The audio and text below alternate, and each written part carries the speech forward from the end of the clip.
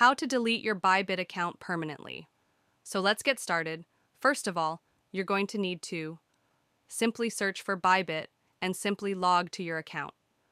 Now, once you have login, you're just going to need to click on Profile on the top left corner of your screen.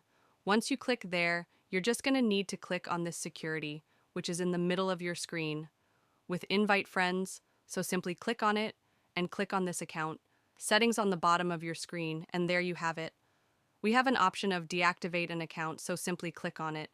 And this is going to open up our new page, where as you can see, you're just going to need to read the terms and condition and agree to all the details and make sure to click on I understood and click on this. Deactivate this account, make sure to read everything, and make sure to withdraw your funds before deactivating your account. So hope this helped. This is how you can delete Bybit account permanently.